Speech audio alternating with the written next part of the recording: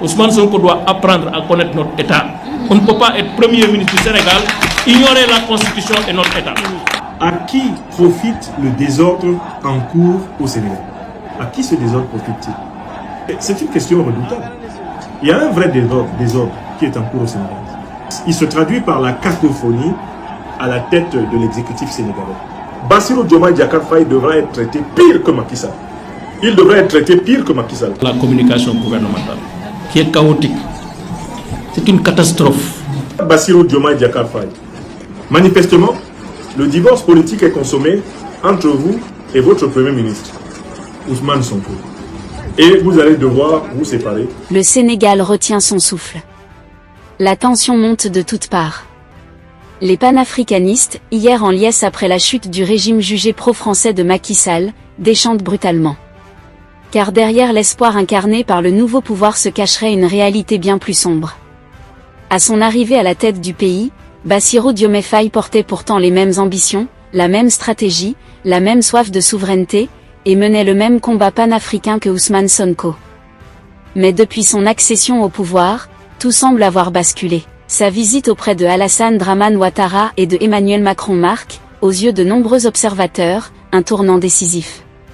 Sa trajectoire aurait changé.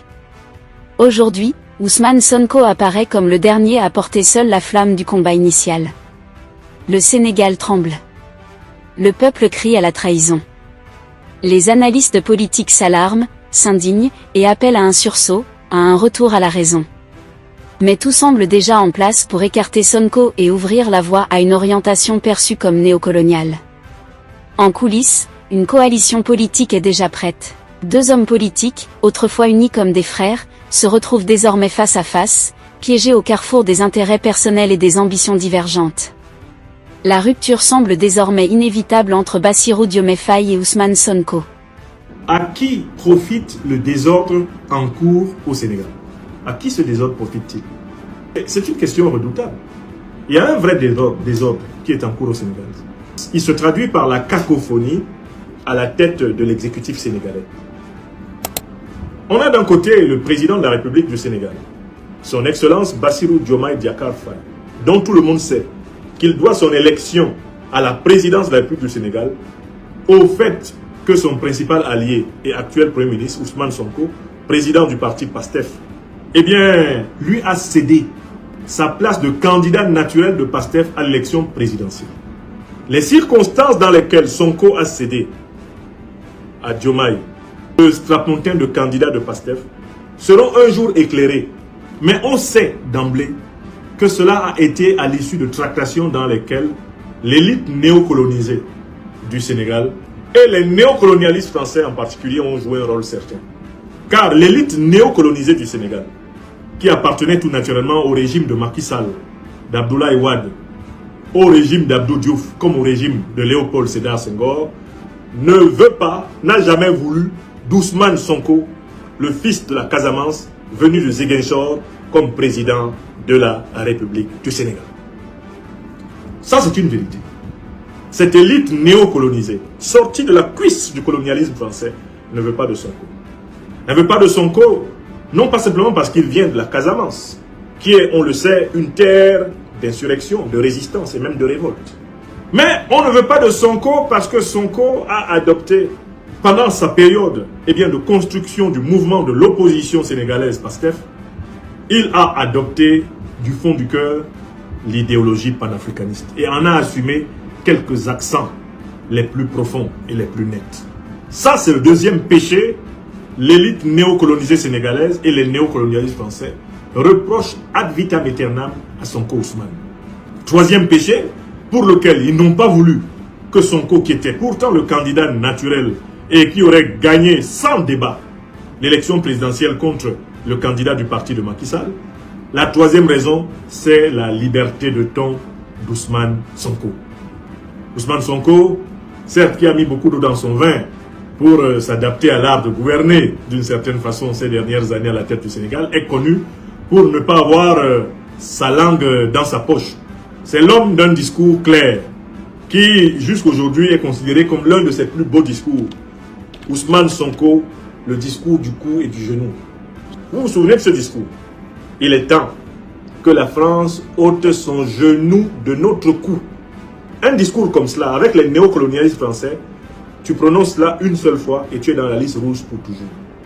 Je me suis souvent efforcé, moi qui suis citoyen français depuis 2002, je me suis souvent efforcé d'expliquer aux dirigeants africains, aux opposants africains, aux Africains en général, la psychologie des néocolonialistes français, que je connais très bien. J'ai toujours dit avec eux, quand vous dites non, ça ne sert à rien de dire encore oui. Parce que pour eux, la seule fois que vous leur avez dit non, vous êtes inscrit dans une liste rouge. Ils ne vous pardonnent jamais d'avoir dit non une seule fois. Camarade Ousmane Sonko, il va falloir que vous nous expliquiez comment on vous a forcé à ne pas être candidat. Parce que vous aviez le droit d'être candidat. Comment avez-vous accepté de ne pas être candidat? Quelles sont les forces en présence qui vous ont contraint à ne pas être candidat? Pour moi, ce sont les néocolonialistes sénégalais, c'est-à-dire les caciques des régimes précédents. Ce sont les néocolonialistes français. Et ils ont choisi un cheval de Troie pour vous doubler. Ce cheval de Troie n'est ni plus ni moins que votre propre acolyte d'alors, l'actuel président du Sénégal, Bassirou Diomaye Diakhar Faye. Aujourd'hui, c'est clair pour tout le monde. Mes amis, mes frères et sœurs du mouvement PASTEF qui m'ont couvert d'insultes pendant 2 ans, parce que je disais que cette affaire ne tiendrait pas debout, puisque je disais qu'il fallait qu'on sache pourquoi Sonko a été empêché d'être candidat, sont obligés aujourd'hui de corroborer toutes les analyses que j'avais faites, en disant qu'il y avait un tricéphalisme à la tête du Sénégal. Pas seulement un bicéphalisme, mais un tricéphalisme. Bassirou Diomaye Diakhar Faye, qu'on le veuille ou non, a été promu par les néocolonialistes, les néocolonisés sénégalais et les néocolonialistes français pour contrer Ousmane Sonko. Pour empêcher que Sonko n'exerce la plénitude du pouvoir.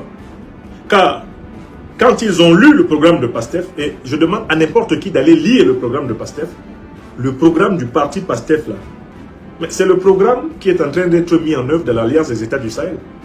Et c'est le programme que le gouvernement PASTEF ne met pas en œuvre. Parce que c'est un gouvernement qui est partagé avec les forces néocolonialistes sénégalaises et de la France-Afrique. C'est-à-dire qu'on est dans une incongruité où PASTEF est au pouvoir. Le président de la République du Sénégal est un membre de PASTEF. Le premier ministre de la République du Sénégal est le président de PASTEF. Mais ce n'est pas le programme de PASTEF qui s'applique. C'est un programme macky-sallien. C'est un programme wadien.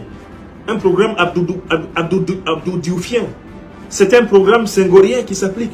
C'est-à-dire qu'on continue à gouverner le Sénégal comme si une révolution n'était pas passée par là. Donc, le désordre qu'on observe à la tête du Sénégal, quelle est sa cause? C'est la trahison contre Ousmane Sonko par les néocolonisés de la classe politique sénégalaise et son propre allié, camarade, l'actuel président de la République du Sénégal, Bassirou Diomaye Diakhar Faye. J'invite tout le monde à noter la cause du désordre. Si la cause du désordre est essentiellement issue du bloc néocolonial, à qui profite le désordre? Mais au bloc néocolonial. Ce désordre-là empêchait PASTEF d'appliquer son programme de gouvernement alors que PASTEF est au gouvernement. C'est un désordre qui profite au maintien des intérêts néocolonialistes.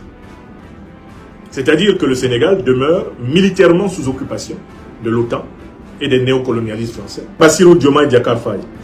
Manifestement, le divorce politique est consommé entre vous et votre Premier ministre, Ousmane Sonko. Et vous allez devoir vous séparer. Vous allez pouvoir choisir comme Premier ministre une personnalité issue du bloc néocolonialiste, néocolonisé sénégalais.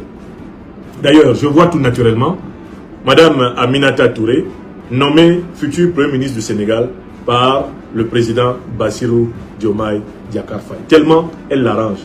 Tout ce qui plaît à Bassirou, elle le fait. Et tout ce qu'elle fait plaît à Bassirou. Pour moi, c'est probablement elle, la future première ministre du Sénégal. Ok. Le président de la République sénégalaise en exercice, Bassirou Diomaye Diakhar Faye, a le droit de nommer qui il veut comme Premier ministre. C'est écrit dans la Constitution. Ousmane Sonko même le sait. Ça veut simplement dire qu'à ce moment-là, PASTEF retourne dans l'opposition. Et Diomaye continue jusqu'à la fin de son mandat actuel avec sa fameuse coalition de Diomaye qui va lui servir de parti. Et le jeu de la cohabitation politique va pouvoir peut-être même se faire au niveau de l'Assemblée ou même à l'intérieur de ce gouvernement. Tout dépendra des décisions de PASTEF. Bon. Je souhaite, pour le peuple sénégalais qui a trop souffert, qui a consenti beaucoup de sacrifices pour exercer sa souveraineté, que le président Bassirou Diomaye Diakhar Faye se sépare, comme il le souhaite, parce qu'il veut se séparer de lui, qu'il se sépare de son Premier ministre sans remettre le Sénégal à feu et à sang, dans le cadre d'une concurrence loyale.